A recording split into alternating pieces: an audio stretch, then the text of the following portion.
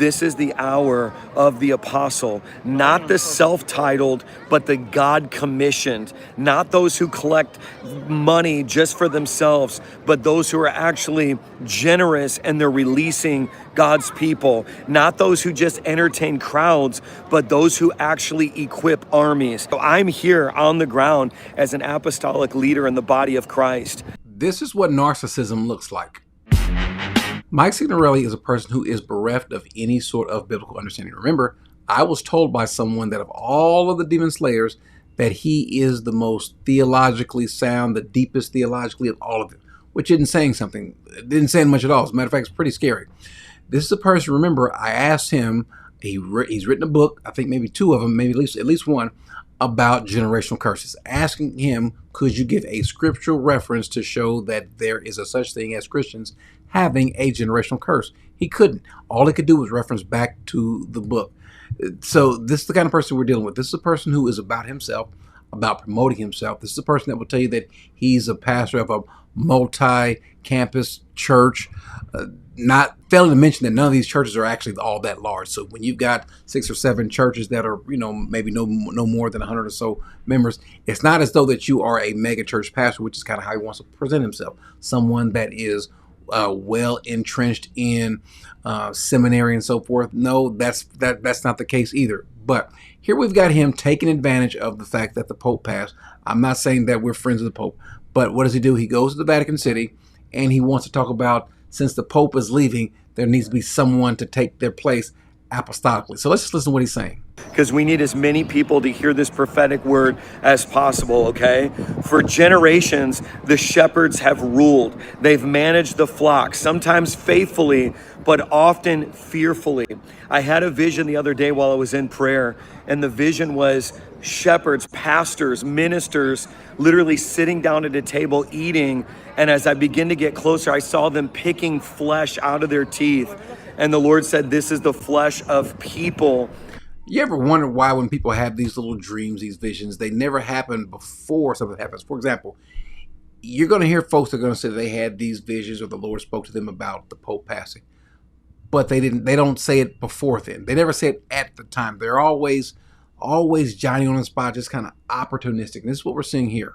That they were supposed to faithfully care for, but instead they actually have consumed them. And this is like, follow me, okay? Because I'm going to go deeper, because now he wants to make sure that you understand he's going to go deeper. Deep into what, though?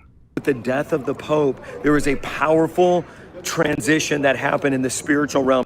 How was there a powerful transition in the spiritual realm with the death of the Pope? Does that mean that he had something powerful in him, spiritually speaking?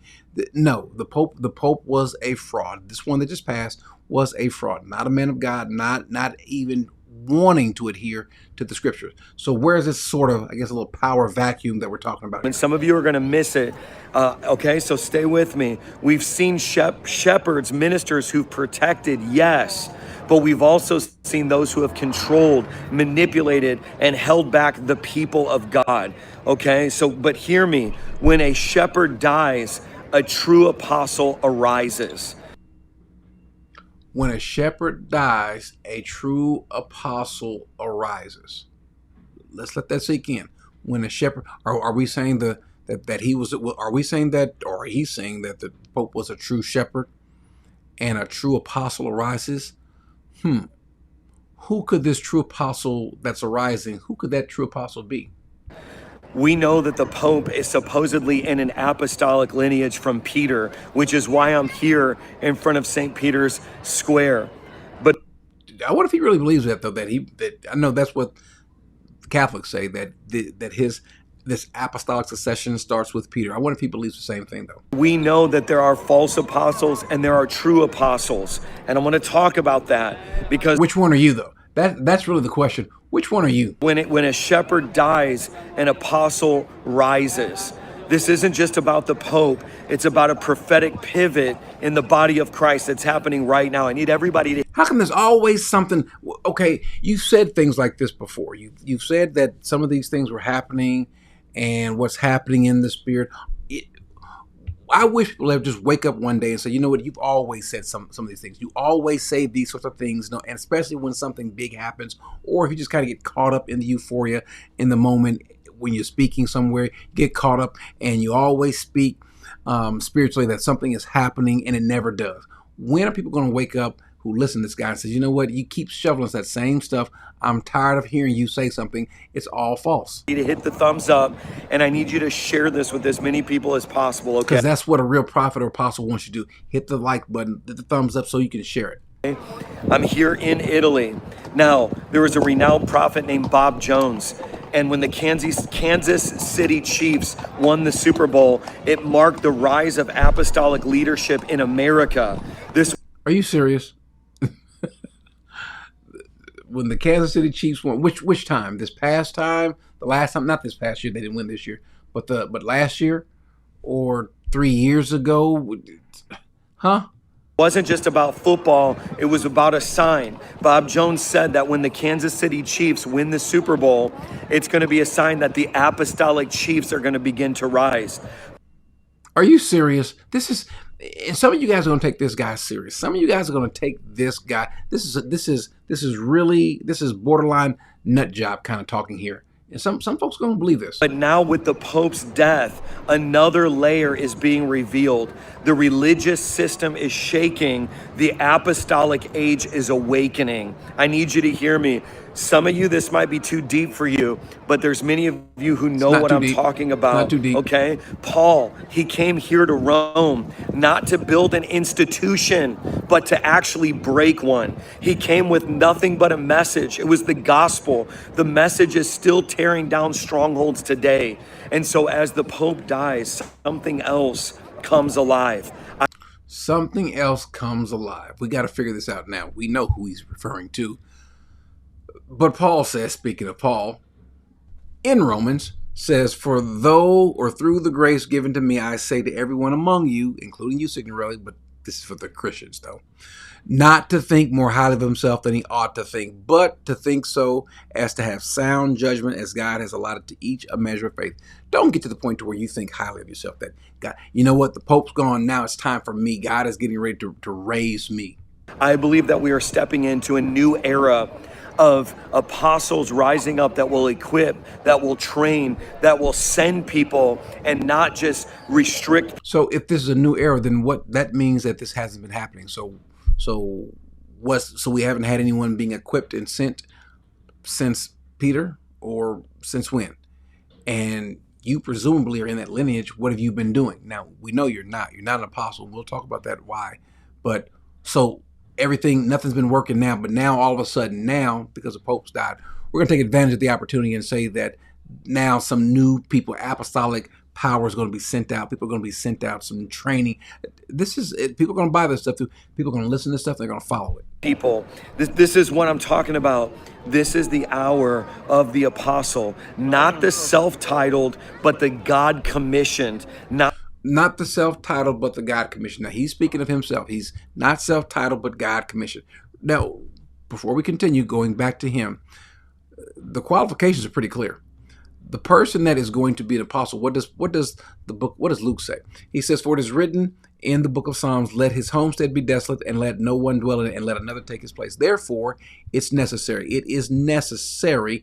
It must be that of the men who have accompanied us all the time that the Lord Jesus went in and out among us, beginning with John's baptism of John until today, that he was taken up from us, one of these must become a witness with us of his resurrection. In other words, whoever is going to be an apostle commissioned or sent by the Lord has to be one that was there from the beginning, and also has to be a witness after his resurrection. No one saw the resurrection, but saw Christ after his resurrection. So you have to be at least 2,000 years old. Paul indicates this when he's giving his defense as to why he is an apostle. If we go to 1 Corinthians chapter 9, that's what Paul says. He says, am I not free? Am I not an apostle? Look what he says. Have I not seen the Lord, Jesus, our Lord? So one, you have to have seen him. Secondly, there's a work, there's a proof of your apostleship. Look, he says, are you not my work in the Lord? If to others I am not an apostle, at least I am to you. You are the seal of my apostleship. Well, who is yours? Who is the proof that you are an apostle? By the way, every other apostle was validated by another apostle from then. May it be Peter or James or John or whomever, but no one is validating Mike Signorelli except for other false prophets. And oh, by the way, as long as we're talking about apostles, don't they have to be part of the foundation? A true apostle, apostle of Christ, of the Lord, that's been sent, not one that's self-commissioned, that these are the ones that are the foundation of the church. So we're still bidding on this foundation, or are you somehow inserting yourself as part of the foundation? Not those who collect money just for themselves, but those who are actually generous and they're releasing God's people. Not those who just entertain crowds, but those who actually equip armies. See, right over my shoulder here in Rome, Now, while he's talking, I want you to just notice now, when this is recording, as I'm recording this, I'm a few minutes behind, but I want you to just notice the comments that are coming up as he's doing his live stream. These people are fully indoctrinated. These people are idolizing a wolf. I mean, and they don't care. decades, you had popes just entertaining crowds, drawing them. As a matter of fact, the closer you get there, there's LED screens, and they come out, and they're going through the ceremonial, the ritualistic things. But we're moving past just entertaining crowds into equipping armies. So I'm here on the ground as an apostolic leader in the body of Christ. I didn't know he was an apostolic leader in the body of Christ, but you learn something new every day, right? That's why I'm here, because false apostles die, but true apostles rise. I believe that I'm one of many that are going to begin to rise up in the earth. And they're not just going to be shepherds that keep people imprisoned in local churches, imprisoned in their gifting. When I had that vision of pastors eating human flesh, it was representative of pastors that were supposed to care for the sheep, but instead consume the sheep. Pastors that kept them, many of you watching right now, you have giftings and talents and abilities that were never able to be used by God because I've never seen anywhere in the Bible where someone had some talent, some sort of gifting, and they were never used, because God is not using you in the church. He's using you to bring folks in. He's using you to build up the church. This is silly. This is selfish. It's self-seeking. It's narcissistic. This is, when we say narcissistic, it's you looking at the scriptures and thinking it's about you.